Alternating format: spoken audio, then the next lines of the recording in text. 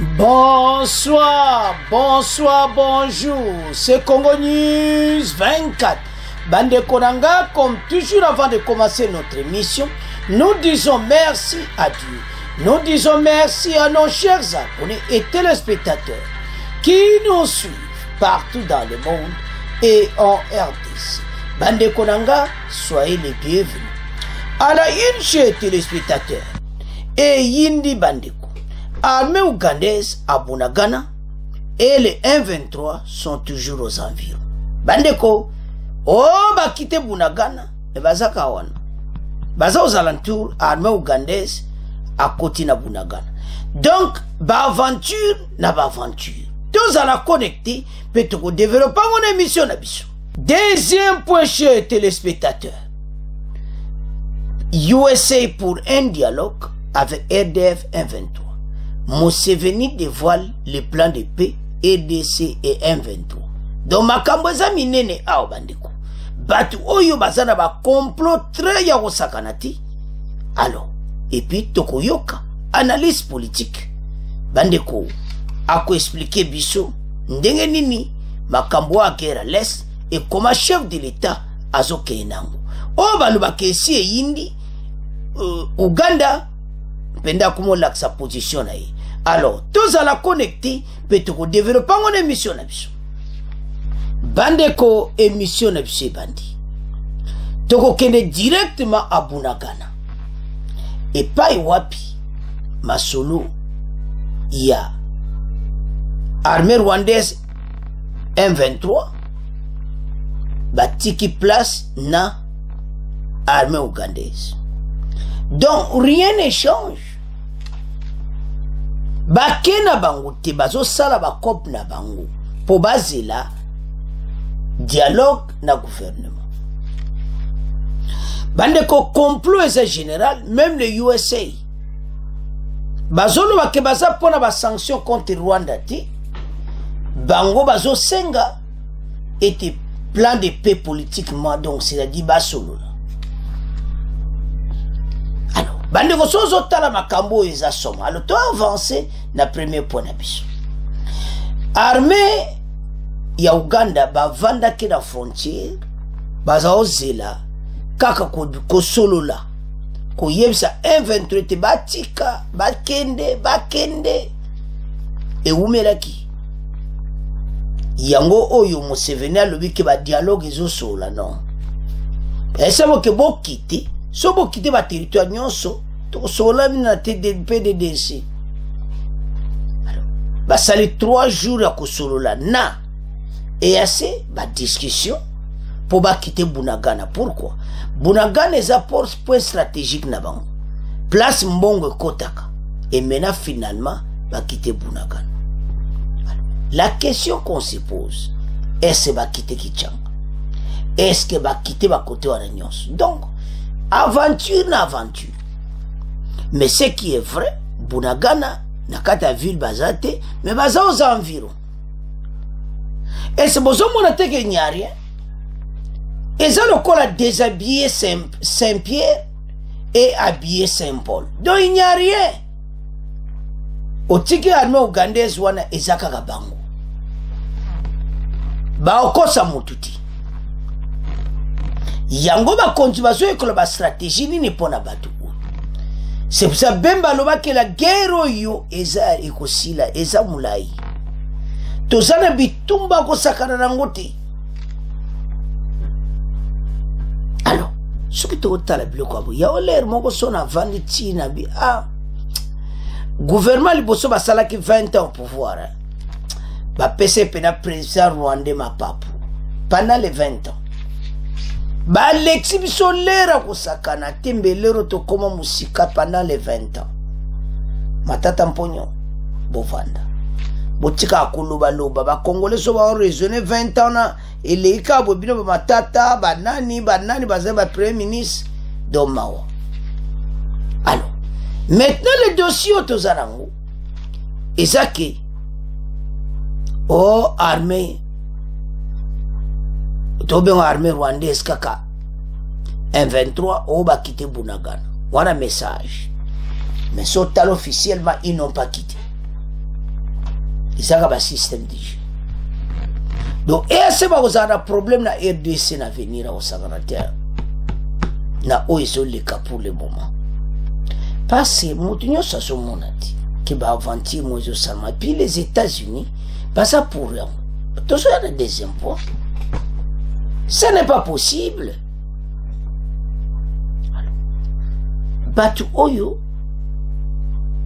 batu moko bakolongwa na bango na minduki kaka. Et puis ba masolo ano tozoyo ko voilà que ba négociation ba di ba makele les réseaux sociaux to vanda. Ah boyo ka vrai info.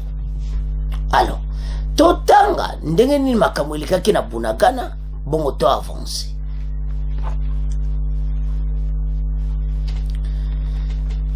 Ah là là, notre pays l'a aidé ici.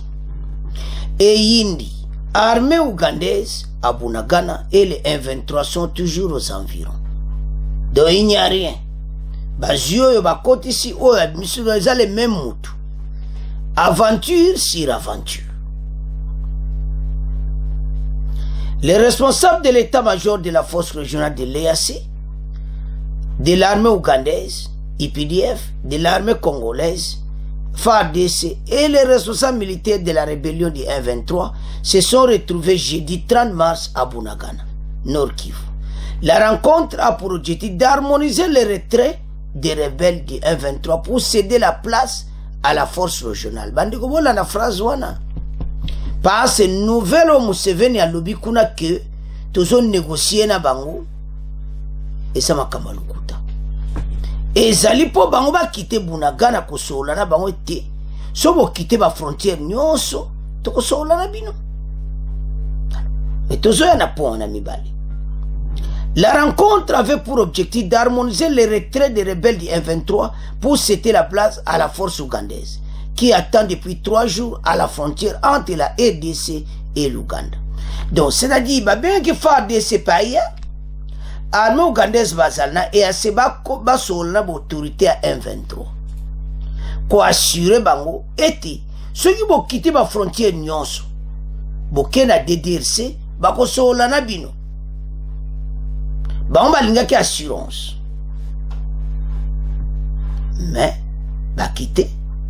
La ndeko sali oka masola mila ile jeudi. Ya ko sakana te. Mais ebimi libana ndeye mususu. Tozo ya na 3e point. Selon les sources contactées par la radio au Okapi à Bunagana, depuis 3 jours des mouvements s'observent à la frontière entre la RDC et l'Ouganda. Au départ, les activités étaient limitées par les responsables du M23 au poste frontalier, allant même à la fermeture des trafics habituels. Les mêmes sources ajoutent que les M23 auraient promis à la population locale de se retirer dès que la force ougandaise s'est traversée la frontière, sans tout donner la précision sur les rebelles allaient partir vers Sabignon ou pas. La frontière de Bunagana est une zone stratégique pour les rébellions. C'est-à-dire, bandimi ko bazo regretter parce que bambon na bon kota kawana. Do bazaki besoin makamo bele basengi ba garantie. Pour ba quitter Bunagana. Parce que on les a frontières place ba kota kambongo na bango. Alors, la frontière de Bunagana, ndenge za zone stratégique, cet espace est un point névralgique qui leur permet d'obtenir des renforts, des soutiens logistiques et par la même occasion de favoriser l'évacuation des blessés et d'autres soutiens logistiques, témoignent plusieurs sources à Bunagana. Bale Bunagana is a place ba arme na bango kota. Bilo na bango uta Uganda na Rwanda. Donc zomo na Rwanda zane simama solo. Uganda kutu kolobati. Donc bango tu baza simama solo. Bandeko, président Rwanda kotika makambo yo facilement dit. Tala bango wana M23 na C. Bazo zalantu. Oh là là. Au cours d'une cérémonie organisée ce mercredi 29 mars 2023 au Ouganda, le commandant de la force terrestre ougandaise, général d'armée Kawanja, a lancé officiellement l'entrée des contingents en sa qualité de membre de la force régionale. Son armée se trouve à RDC, à Tirapéré, pour combattre les terroristes des forces alliées ADF, ce que très bien nous remplissons nos objectifs. C'est le général, la force régionale de l'EAC en mission de paix et pour assister le processus de l'Est de paix, à l'Est de la RDC. La force de l'EAC n'a pas vocation d'attaquer les belligérants, mais elle va témoigner et assurer, mettre des décisions et des prises lors des différentes réunions des chefs d'État. Balui bamba yona po babundati. Balui na mombala moko. Bango bae. Bae bitumba pe ko obi manango. Ne bango ba kubundati. Bango ba yewana pona kusala oyo ba konja EAC ba pesa ki bango basala. Armée ougandaise à Bunagana, les 1-23 aux alentours. Alors, si ko tanto tala biloko aboyi, olobi Nzambe non. Makambo zaya osakana te. Et maintenant,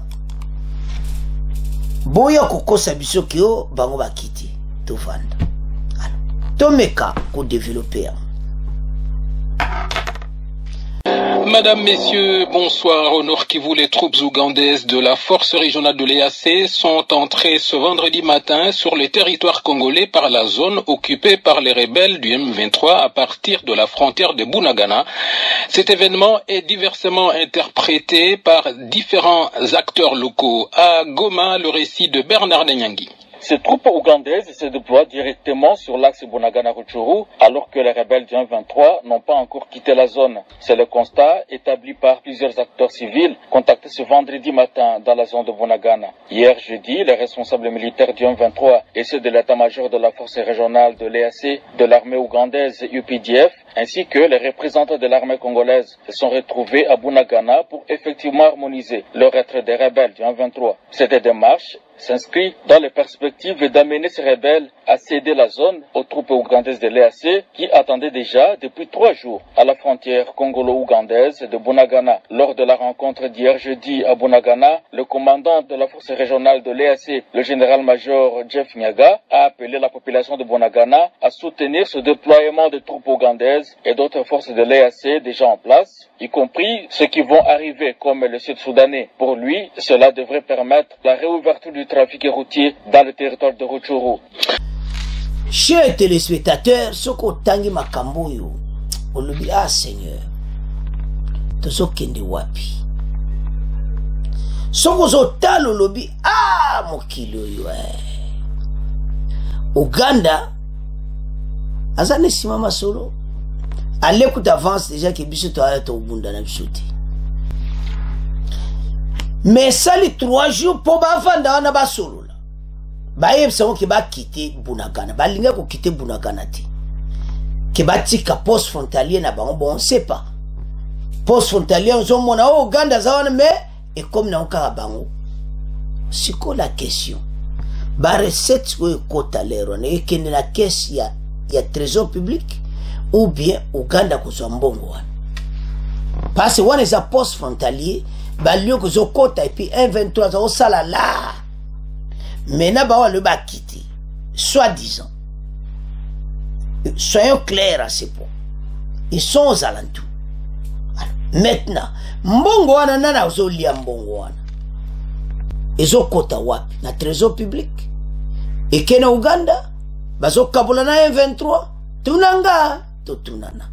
Armée ougandaise ba réfléchir. Alors, maintenant boyoka. Bango ba lobi ke bango ba yona pona kubunda te. Ba yeko sa. Ba yeko protéger yango. Soki kuna far d'ici. Na 1-23 ba yokanite bango ba ko céder ngo na 1-23 te. Bozo place da no bitumbe continue na. Po boyo kanite kuna. Donc c'est dit ba zone de tampon et ça le kola 1-23 à kozonga wana. Soki na PDDRC ba moneza clarté na cantonnement. Bandeko ba États-Unis ba américain ba tout baza ba grand complot. Bazo yebisa ke makambo fa arranger politiquement ba mo Uganda bwa ki cri. et surtout que FARDC azaki na Bunagana le jeudi na masolo na M23 pona ko yebisa bango ki en tout cas botika Bunagana bokende mais lingba assuré bango c'est na PDDRC makamuni bakosoba esi bakosola na bino.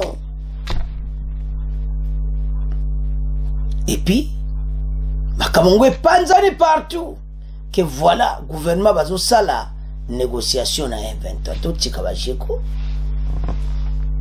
mais toujours y en a point to éclaircir pas ba congolais très bien ba comprendre. Voilà deuxième point. Alors bandeko boye ba etito yebisa bino depuis kala tozo bundana kaka Rwanda te to bundana Uganda. Maintenant armée ougandaise bazana Bunagana ba lancer dia krebangu ba bombiti bazawa na mission ba pesa kibango comme pegere ko zonga na do bango ba kubundati. Donc c'est-à-dire bango bazo batela et loko ya M23 oyo ba botoli. Donc ça la clair ba congolais ba kontibo bon sa FARDC po makamo suka na bitumba. Ba lobby c'est-à-dire M23 aye apesi bon mona beaucoup na biso lopango yango batela biso yango eza ya biso soki kuna epesi mbutu Uganda akotika terrain na M23 bavanda wana bitumba etoka. Donc oyo nyonso neza ba cérémonie mais entre temps ils ont un avantage na biso toujours se préparer toujours bongama mur armée zo ya kaka mur bazo ya makasi bakonzi bayebi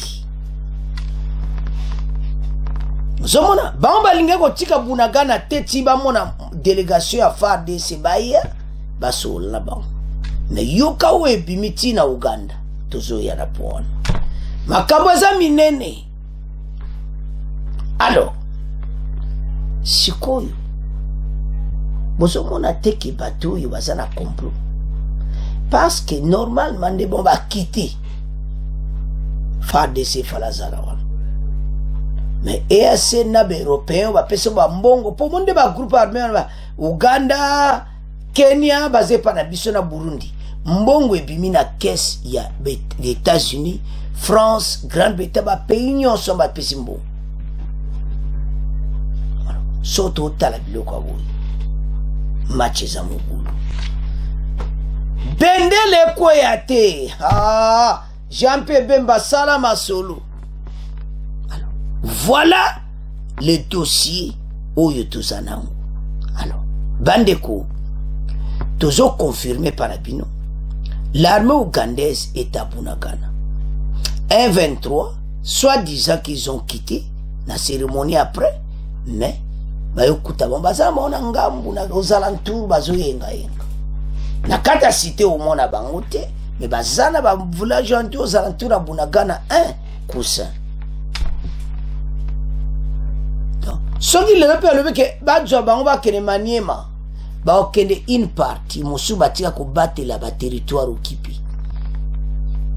Donc ba territoire na maboko na moto za la clé za ba tampon. C'est-à-dire na PDDRC kuna soki na cantonnement et yindi ale ba EFSA M23 ya kozwana bino yango e kozala M23 no bino botie na cantonnement te e kozala kaka président Rwanda tine so armée musuba e kovanda wa to yebela to bongama armée makasi armée na mpiko bendele koya te parce que la guerre ezali boso na biso. Match za mbutu. Comme a dit Jean-Pierre Bemba, défi est massif. Mais tout est au deuxième point. Alors, voilà le dossier. Bakei, mais bazana ba ozalantu. Batiki armée ougandaise, ezana ngokaka bango. Déshabiller Pierre et s'habiller nani Saint-Paul. Donc c'est la même chose. Match eza mobulu alo ba congolais tozala nde bomoko na temps o Bemba lobi tozala biso nyonso serein ensemble. Tolongo la humiliation et umeli. Talabatu va quitter, mais ils sont aux alentours. C'est la preuve qui montre qu'il y a un complot bien organisé. Alors, bande konanga, c'est à ce point, tokumo tika premier point, tokumo kenena deuxième point. Awa, bande ko, message oye koi, ba américain ba insister sur dialogue na M23.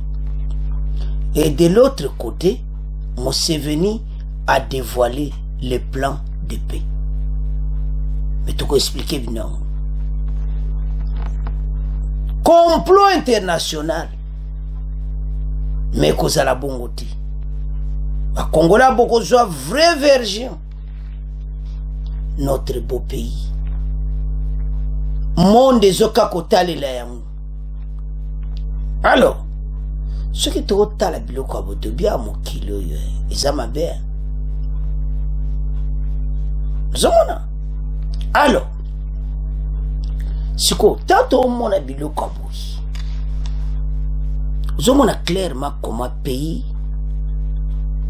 ba américain baza kotinda ba konzi ba sola na M23.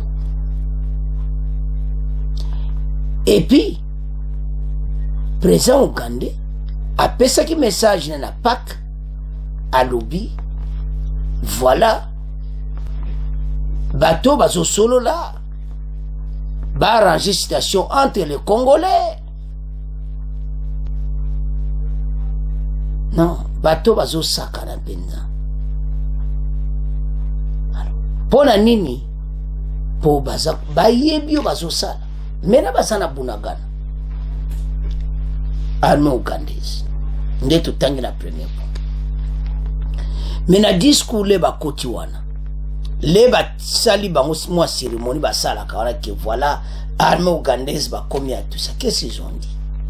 Ba yepo ba bundate. Ba yepo ba batela oyo et M23 mba pesa ona fa DCT po bazo bundana bang. Donc c'est-à-dire bango bazui yango zone de tampon au cas où kuna masole ke bien te na PDDRC baluno M23 zwana bunagana lisu soto comprendre match eza mobulu ya onto zala sima bakonzi yo congolais oyo zotala émission zala patriote loba pona mboka pesa ba message kitoko pona gouvernement na yo pona bana mboka to gagner est to tika hypocrisie pe naïveté parce que temps ezamabi les occidentaux balobi boye que les oyo kaba sanction oyo fatia sengaki ezana plan ya occidental occident plan eza ko pesa sanction te plan eza ko condamner M23 ko condamner présence ya armée rwandaise et puis ko yebisa bango nyonso était politiquement il faut m'assoler bêtement dans le cola mesape zomona mais mwana mboka o akotisika Jean-Pierre Bemba alobia boko yoka bandeko analyste bakoloba en émission ils vont parler pour l'intérêt du pays. Si la guerre à l'est, comment ba stratégie mokonza mboka zokena. Ce qui doit le message que voilà, les pourparlers sont en cours et pendant les réseaux sociaux, les pourparlers wana oyo ba benga les pourparlers eza bongote. Ezali avant Uganda kota Uganda vanditi M23 balinko kite bunagana ti. Il fallait faire des saïa. Délégation à faire des saïa ba solo la na M23 na chef à EAC bango bazana besoin garantie de ceux qui ba longwe est-ce que bako solo la na bango et pas bako kende na cantonnement. Ba esi mon bako solo na bino na cantonnement. Mais directement les bazo discuter makambouana présent ougandais a fait ce message que dialogue est en cours. Non, eza bayeso bakite bakende parce biso nyonso toyebi ete bakonzi balobi bakonégocier na bango te. Donc système ake balongo bakende na cantonnement eza système moko clair ezaki ya ntina bapesi baterritoire wana ba EAC baozongisa baterritoire wana pa na biso te bakopesa nsuka barwandi place bitumba ekozonga bato oyo PDDRC na ndimi na ngati. Alors siko tangu bakonzi ya FARDC mpe bayi na Bunagana na bakonzi ya EAC na ya Uganda Masulu mpona koyebisa bango te balongwa bango balobi ke avant biso totike Bunagana ifo tosolola masolongo bosoli eza mpo baconvaincre bakende mais kuna ebimi ke pour parler bandi likola mesa. Non, il n'y a pas de pour parler. Et c'est pour convaincre bango koyebisa bango mpe eza vérité ete soki bokite baterritoire nyonso tokosola na bino bozomona. Mais réseaux sociaux epanzani mais beaucoup de vraie vérité, vraie version. Yango président rwandais azwi mpe na message ko aloyi pene ba pour parler eza en cours. Donc nde masolo eza osola Bunagana wana eza pour parler. Ya kaka journée mo quelques jours ka boye kosola po bango bakende na cantonnement. Cantonnement mpe bakende na bango te, bango mpe baodute na bango. Ils sont aux alentours. Les Américains makambazo loba o eza partenariat on appelle de la peine à RDC batika ba aventure ko les Américains les Occidentaux batika ba aventure boyeko. Oh là là, ça fait mal. Mais tout comme match à Mobulu système wanakaka mais le ministre de la défense à lobby il faut tout longo la humiliation kalati. Alors total USA pour dialogue et Museveni dévoile le plan de paix RDC 1-23. Donc tant que le plan de paix wana et ça mawa. Donc batu oyo sono talano yango to bonsa armée la biso osomana clairement que il y a un complot qui se prépare. La République démocratique du Congo doit immédiatement mettre fin à la coopération avec les groupes armés et de faire cesser Maloba Oezab américain. De faire cesser des haines, a affirmé l'ambassadeur Robert Wood, représentant suppléant pour les affaires politiques sociales aux USA, aux Nations Unies. Réagissant aux propos de l'ambassadeur des USA, l'ONU, John Nzongola, représentant de la RDC aux États-Unis, a indiqué que les éléments de FDLR sont déjà trop vieux pour poser une certaine menace au territoire rwandais. Le journal rappelle par ailleurs les propos tenus à Jeune-Afrique par l'ambassadeur de France à l'ONU Nicolas Rivière, opposé aux sanctions contre Kigali. Les sanctions ne sont pas notre opinion préférée. Nous préférerions que les différents protagonistes s'entendent pour mettre fin à terme à la crise. Ah, Nzambe, sono tala batoyo do pona bango. Les protagonistes, c'est-à-dire FARDC na M23. Basolola. Hey, oui batoyo, les mots sont natali. Non. Bato ba mabe. Nous sommes clairement que balingi RDC.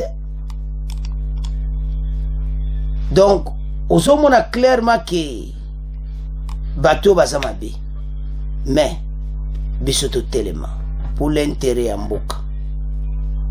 Nous sommes là parce que bango oyo bazo zala nango o bazo loba eza makanisi oyo bakonzi baza nango te. Bandeko message panzani partout. Yango tina toye nango awa pour tomeka ba Congolais ba me ko comprendre masolo ndenge ezali. Donc o balobaka ke match eza mobulu, o balobaka eza ya koyinda eyinda kaka, mais bakonzi baza mayele. Ba Congolais tozala l'aise, match eza na kana biso toujours, mais tokokoma na destination wana kala te. Alors,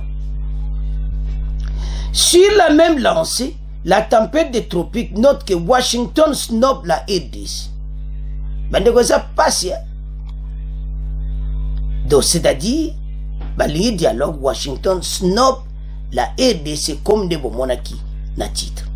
La diplomatie de la RDC a encore du chemin à faire avec un pays qui pourtant lui reconnaît être un partenariat privilégié. C'est le chaud et le froid au niveau des géants planétaires. Une attitude donnant des ailes à Kagame, qui défie ainsi tout le monde.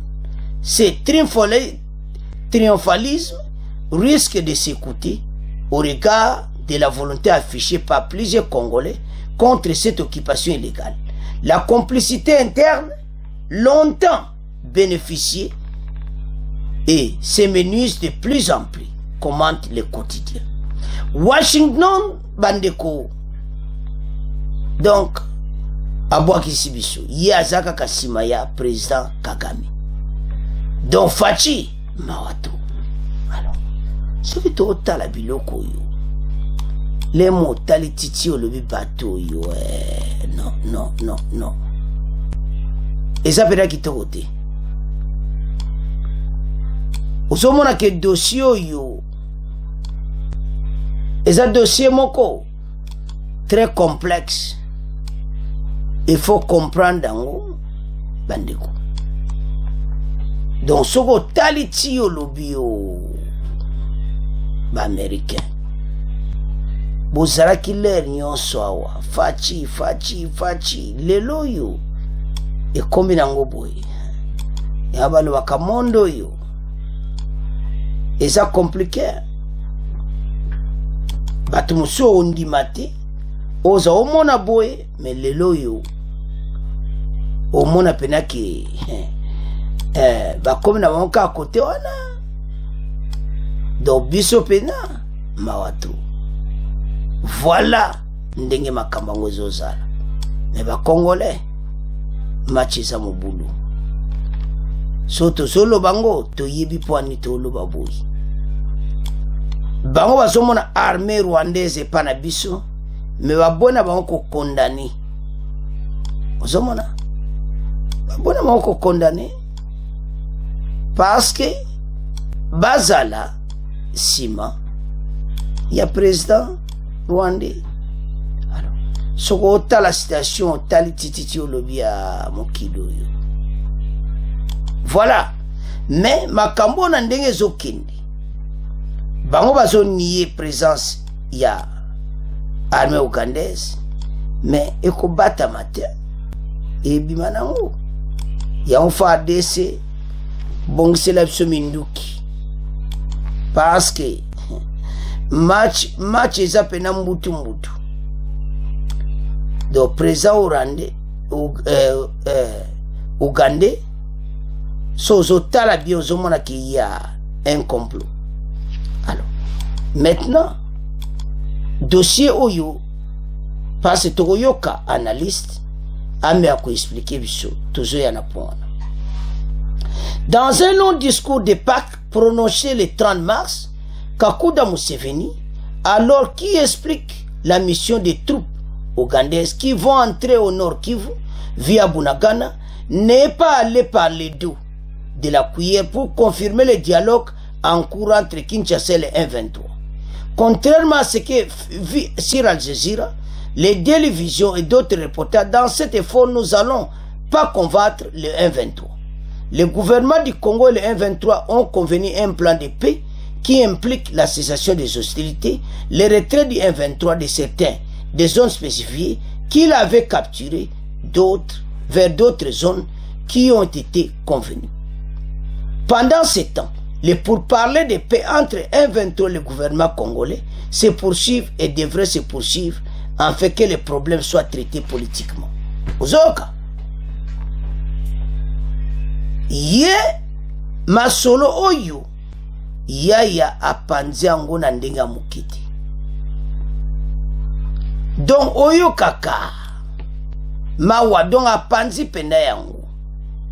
Alors pona ye amoni ke ndenge basola kiwana eza pena vrai alors que kuna bakene po ba convaincre bon ya to tcha onasi eza na si wana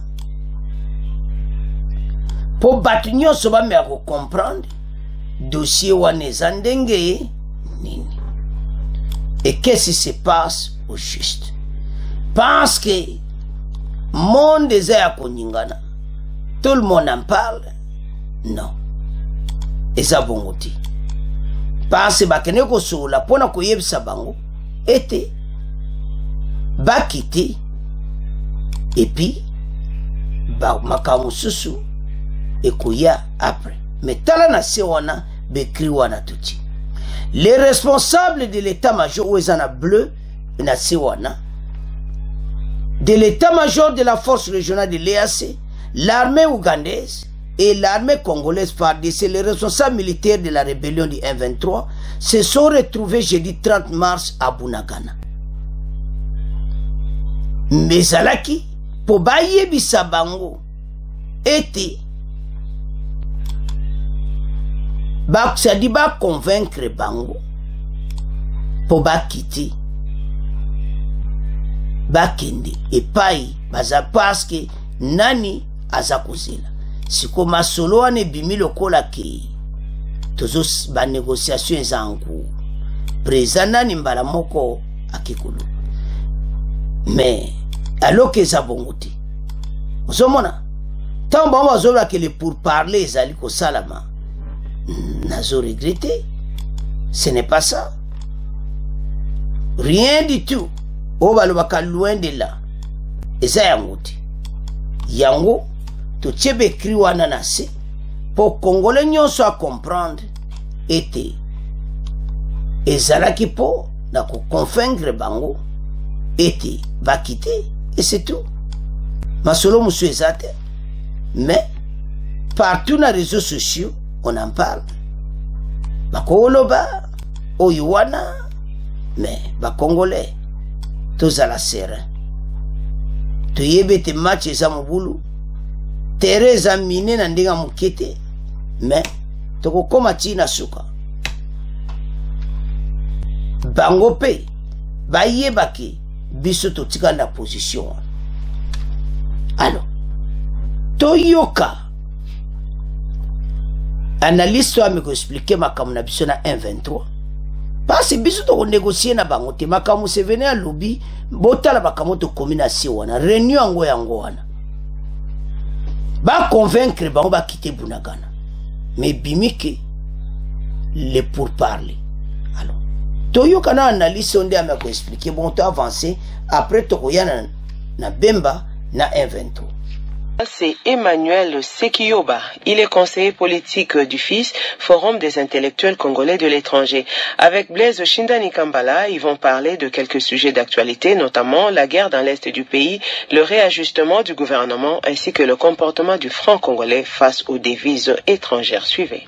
Professeur Emmanuel Sekioba, bonjour. Bonjour. Situation difficile dans l'est du pays. Nous savons qu'il y a la guerre, les agresseurs sont connus. On peut avoir votre réaction, professeur, par rapport à cette guerre et d'après vous, quelles sont les pistes et les solutions pour que nous arrivions à la fin de cette crise qui n'a que trop duré? Merci beaucoup, monsieur le journaliste, pour la question. Le problème de la guerre de l'Est, c'est une guerre qui fait pratiquement honte à toute l'Afrique. Je remercie beaucoup le président de la République démocratique du Congo qui garde son souffle, surtout qu'il utilise tous les moyens possibles, la diplomatie, la guerre conventionnelle, pour essayer de bouter dehors l'ennemi qui est connu par tout le monde, que le Rwanda et qui peut avoir des liens aussi avec l'Ouganda. Et cette guerre vient de durer. C'est une des guerres qui peut être considérée comme la guerre mondiale africaine. Beaucoup de déplacés, beaucoup de victimes. Mais quelle est la solution à ce problème-là? Et ma proposition, qui peut être prise par qui que ce soit, mais c'est une proposition personnelle, je voudrais bien que les gens comprennent que l'attitude de notre président, M. Félix Tshisekedi Tshilombo, de pouvoir se battre contre ceux-là qui nous envahissent, est une attitude que je supporte. Mais dans l'avenir, il faudrait que tout le leadership africain puisse comprendre au fait que c'est une guerre qui fait la honte, que tout le monde pointe le Rwanda qui nous agresse, l'Ouganda qui est en train de l'appuyer, et surtout qu'on fasse comprendre la communauté internationale que même s'ils sont derrière ces deux, le Congo ne va pas baisser les bras. Nous allons nous battre jusqu'à ce que l'intégrité du territoire congolais ne soit pas touchée même par 1 centimètre, et que surtout les Rwandais comprennent que nous n'avons, nous les Congolais, aucun problème avec le Rwanda, et les Rwandais comme citoyens,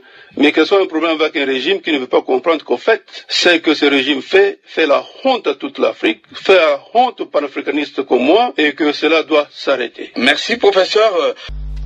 Alors, bandeko tolandi biso nyonso. Totangi, toyoki analyste politique.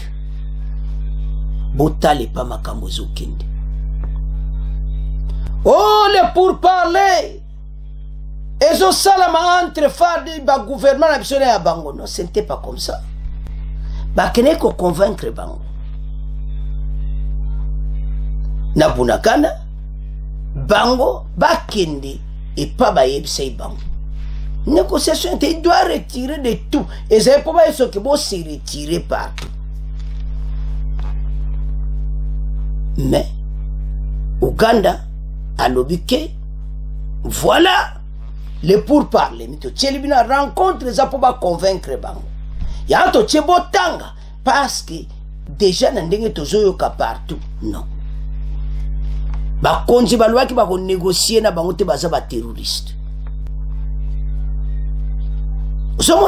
Et puis bolanda ki shiko chitambo. Alwa ki to gagner guerre yo sans négociation. Oyo président Ouganda lobi tozala mayele et déranger batute et tia batu bobulu te tozala mayele nango. Parce que match oyo eza mobulu. Voilà le dossier. Alors, ndenge bazawana basiko sola na bango me bazana bango aux environs. Bango bakete mais baloyike bakite après ko sola. Cérémonie armée ougandaise bakoti. Mais le zo salama wanini eza position ba américain. Ba américain batie président Rwanda liboso Faci Sima. Oyo nyonso batie Faci na sima pona nini? Parce que Faci a lobi na bango que ako négocier na ba rebelle. Osomona?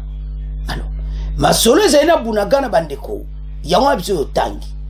Na yebite o président Museveni oya lobi sozo benga pour parler eza solo bakutana ki bazo solo. Mais ça va pour parler te to benga nini? Net ba négociation non. Et ça pour ko convaincre ba te ba kiti. Ba kende. Bango moko ba responsable na mo ba kende na cantonnement ndenge ba yokanaki. Alors ba jiba ya to esabino ke EAC wana eza ba tampon. Ya to no ba ke bitumba oyo ko gere ko zala makasi. E ko zala bitumba ko sakana ngote boko yoka oyo kaka moto peli. Yango ba kontibo bongsa armée. Poto yebete bango ba ko linga te PDDRC. Ba ko linga be imposition na bango ba senga ki salama. Alors que gouvernement bouton. Mais oyo président Museveni lobby. Alobi za bango ba za ipena ko sola na bango mais ça te ke oyo panza na réseaux sociaux qui ba négociation. Et puis façon de pas lobby et panza les particuliers ba zo négocier na M23. Non. Et ça là qui peut pas convaincre que va quitter Bunagana. Alors, to avancer. Makambo oto zo solo na bandeko makambo za minene.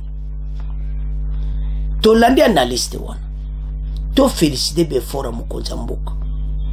analyste boyoke alobi yango très bien. Osomona. Et puis batune siko question ya Bemba. Osomona. Toujours y a une deuxième partie. Bokoyoka une deuxième partie question batuni. Il y a le ça vraiment très important. Bemba za pena muta masolo wana. Guerre wumeli fo esila ba konje balinga ba 600 pona libela. Voilà ndenge makambo eza. Ba nouvelle nyonso boyoka ki voilà les pour parler bandi non. Eza ya solo bakutanaki. Mais ba détail nango eza te ke ba négociation. Oyo présent nana lobby na ye ke ndenge ezali mais eza te ke eza ba pour parler ba négociation. Moni o ba olinga esala mabongo e para bisoti. Boyoki bitumba te, bitumba e continue. E kosila bango bakena bango te. Une partie balungwe, une partie le kolomo na kati le kolomo libanda. Bazana banka wana. Pourquoi? Na cantonnement. Kuna so bayokani te passe na cantonnement. Bango bazo kanisa. Na cantonnement ka ba kopesa bango ba poste. Alors la cantonnement, il faut pas désarmer bango démobilisation. Alors, pour moi que Uganda ça grand complot na kati pasa zolo baki. Biso to ko bundate ndenge zawana. Ba pesi biso ango bali ko pesa na phare DCT pour biso za neutre wapi. Bino boza Rwanda ti. Ezaka ndem de lo monte changer na. Ndebo za bunagana lo monte échange. Alors, bandeko, toyoka sur une partie sur Bemba, bon to avance. Bandeko, Bemba za l'homme du moment. Toyoka e. Ndenge analyse à lobby. En tout cas, à BTCT sur dossier Oyo et puis à expliquer comment Makambango ndenge et ça professeur Emmanuel Sekiyuba toyoka le sous professeur bon to avance ka yemu taloba kiliboso. Votre lecture par rapport à ces derniers réaménagements du gouvernement de la République. Merci beaucoup, monsieur le journaliste. C'est clair que quand on lit à travers les lignes le réaménagement du gouvernement, vous allez constater que son Excellence, monsieur le Président de la République, a dû faire 3 changements, mais dont 2 regardent carrément la sécurité. C'est pour dire que la question de l'Est, qui continue à endeuiller les familles, à faire souffrir nos mamans, nos pères et consorts, est une question qui lui tient à cœur. Vous allez voir qu'il a changé le ministère de l'Intérieur, non pas pour dire que les autres n'ont pas travaillé, mais pour améliorer. Il a mis monsieur Bemba Jean-Pierre Bemba au ministère de la Défense pour dire écoutez, il connaît bien la guerre, il a été lui-même chef de quelques rébellions, il sait comment il va s'y prendre pour demander, obliger, exiger que ces envahisseurs qui sont supportés ou même qui sont équipés complètement par le Rwanda, c'est un message que le président voulait leur faire. Nous sommes là pour une guerre, je n'ai pas entendu un jour une balle aller au Rwanda, mais nous allons nous battre pour que l'intégrité du territoire congolais ne soit touchée par personne. Et quel que soit le prix, comme le président l'avait dit, je crois que c'est un signal fort, très fort, qu'il a dû donner à la communauté internationale, la communauté nationale et les pays voisins, que le Congo n'est pas là pour baisser les bras. Maintenant, avec la présence de son Excellence, Monsieur le ministre de la Défense, qui est un ancien guerrier, je pense que le message est clair pour nos envahisseurs, le Rwanda, l'Ouganda et même la communauté nationale qui les supporte indirectement. Bandeko tolandi professeur Sekiyuba ye alobi yango talaba Bemba ba yebi terrain ye mo azalaki na rébellion et sa nomination en eza kitoko alors ak musala kusale kubongisa makamu guerre umeli ba stratégie facheza po guerre esila toyoka ngo lisusu te ya to isa ba congolais yebisa ndeko nyonso machiza na cannabis batika koyoka biyuka yoka yaka oyoka vraie information parce qu'il fallait tout bêta au seti message ya président Ugandi oyo mwana ya lobaki bango tout ba lobi ki ole pour parler ça en cours et ça là qui le jeudi ba kepo bango ba linko longwa te na Bunagana bata ben tere balara mozo kota na Bunagana alors ba kene okuta na ba benga FARDC azala et assez azala ki ba sololi et te bokendi na cantonnement bakosola na bino puis ba konzi ba lobaki batika ba place nyoso baza bakende na cantonnement ozomona tala match za mubulu population zozonga ti bakonzi pe balingi population bazonga ti po guerre ezonga nango Bemba a lui humiliation faut ici là humiliation pour ici là biso photo beta bango biloko Rwanda ayeba eti atiki ba pota na mitema ba congolais ba pota ne faut ici là il faut biso to intégrité territoire les a respecter wana ba pota ne ko sila na mitema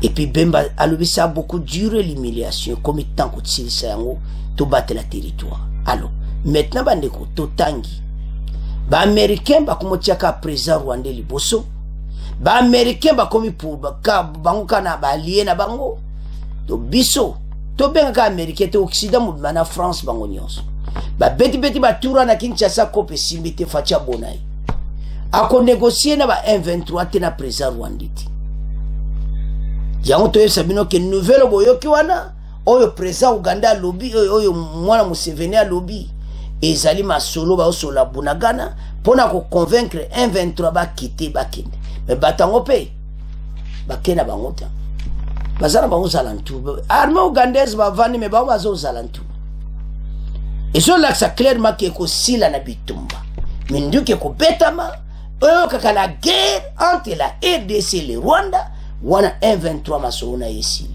mais kagabu ekosila na ngoti et puis basoli pe na bango baza convaincu te bango baza na besoin ba généraux na bomba ya elo balinga négociation na gouvernement ekosala mati alors FARDC kene kula esa benga FARDC yaka balinko longwa te balingi assurance obo sola na bango ya isete sobo kite ba territoire nyonso to sola na bino mais en négociation te voilà tout à la claire et puis taba comme na cantonnement batoyo bakobude baya kosonga bitumbe bandi armée kenyan na ba EAC bakozongisa bamboka ne pana bango to ebisi bino libela do bitumbe kozonga fresh bombardé voilà les robes CH4 ici yé ba jeng doué yé ya on va me kana calme kato kende gaka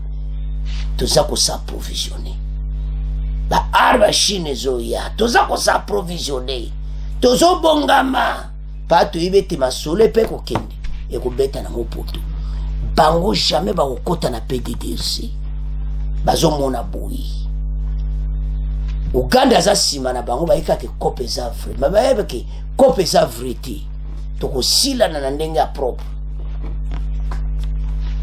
zomona alors tango zoka message Uganda talio le bibatu yoyi to so koma na suko mais l'autre osenga na ba congolais to lo ba kitoko to boka la FARDC ba fleur FARDC bendele kwa te ma solo kitoko to ko gae machoyo bato ba ko panza na parce que boye bate EAC wana ba place wana ezana ba kangeli M23 esa makamba ko bomba ti uzomona pora nini soki kuna kaka baby oso me avame baya biso sito bani masolo te koza la guerre et puis armée Kenya to ba okoma na problème ya ko sakana te président mo mutazo diriger EAC uzomona parce que Uganda bimisi secret à l'obité ba pesi biso pour ba kope sa FARDC biso eza mboko bomba gayaki tuka langage makandolo ba humiliation yango Bemba le makambo fait si là. Na Uganda, na Rwanda, ba sentir que la puissance des FARDC est akomata. Avec Dieu et na ba konjo ba kotisika, nous allons vaincre cette guerre. Oyo. Ba salsali biso ba aventure ba kodina ba américain. USA ya komo lobaki makamba sanctions na ordre du jour na bangote. Ndenge mo ambassadeur à France ba lobaki. Donc bazo privilégié président Rwandais. Voilà les complots. Alors, message na biso na bakonzi. Bo bongsa armée. Bo somba ba arma makasi to beta ba ombiloko.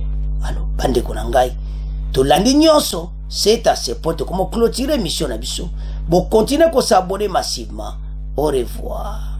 À la prochaine.